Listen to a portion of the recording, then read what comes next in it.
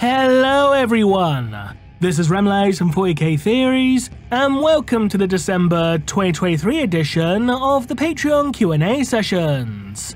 As always, if you would like your questions answered, then click the link in the video description below and help support the channel by becoming a patron. Apologies if you can hear a weird noise in the background, it's just because it's raining quite heavily, so if you can hear a little that's the reason why. So let's jump into the questions. Baronium asks, is there an actual Tau Emperor for the Tau Empire? Not really, no. The closest you have is the Ethereal Supreme, but he's less of an Emperor and more of a Pope. Griffin of Might asks, happy holidays, Remlays. Well, happy holidays to you too.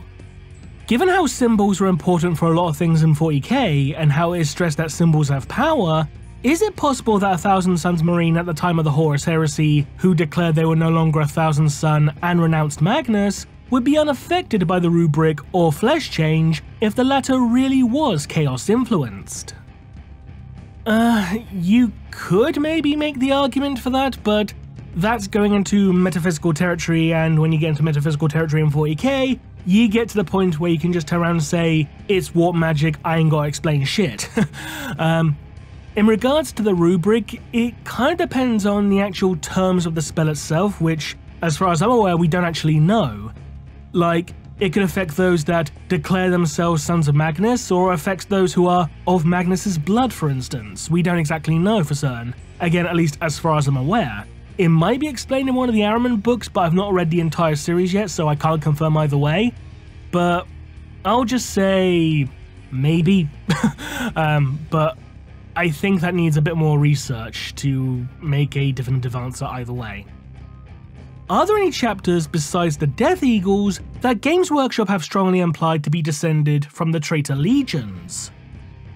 There's a few who are implied, I'll be honest, there are quite a few who are implied, but in regards to the Death Eagles, they're pretty much the only one to be more or less confirmed, because in one of the Horus Heresy Black Books, it was stated outright that there was a loyalist chapter of the Emperor's Children called the Death Eagles.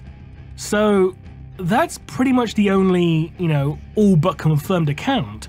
But again, yeah, there are a lot of chapters who are implied, but said implications could also be explained as them being, from another loyalist legion, so yeah, in short, there are many that are implied, but not many that are strongly implied, if that makes sense.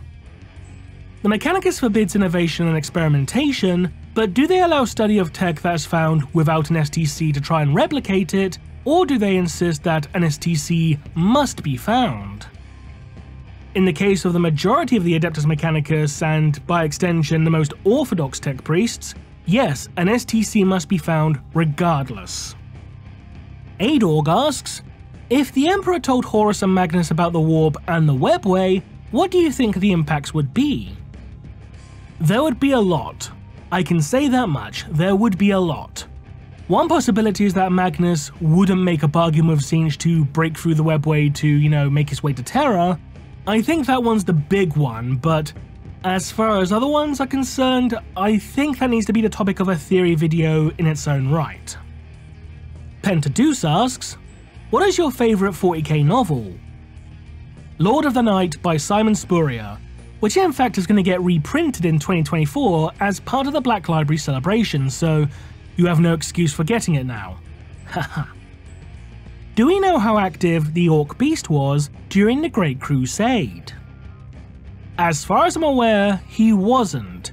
To my knowledge, the big bad orc that was operating throughout the Great Crusade was the Orc Warlord Erlak Erg, the one who almost succeeded in killing the Emperor himself, and was only stopped by Horus killing him, so yeah, I'm pretty sure the beast wasn't around at that point. I'm pretty sure the big bad was indeed Erlak Erg.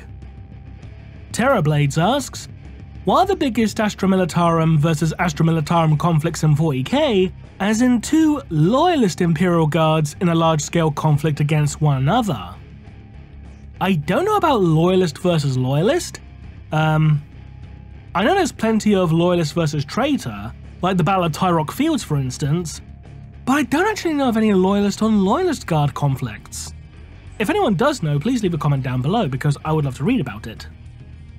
And finally, Zero Hits asks, are there any Imperial Guard regiments who use groups of trained creatures as attack animals in their tactics? And if not, are there any creatures that come to mind who you think could fill such a role?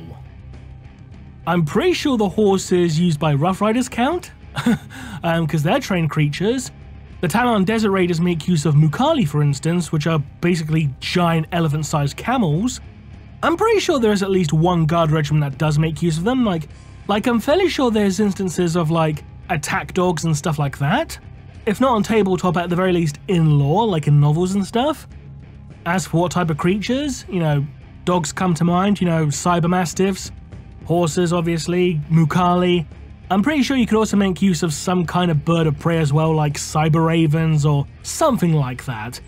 But yeah, there's definitely going to be at least one guard regiment that makes use of animals, even if not on tabletop. And that concludes this edition of the Patreon Q&A sessions. As always, if you would like your questions answered, then click the link in the video description below and help support the channel by becoming a patron. Until next time, this has been Remlays from 40k Theories. Happy Christmas and Happy New Year. Bye bye.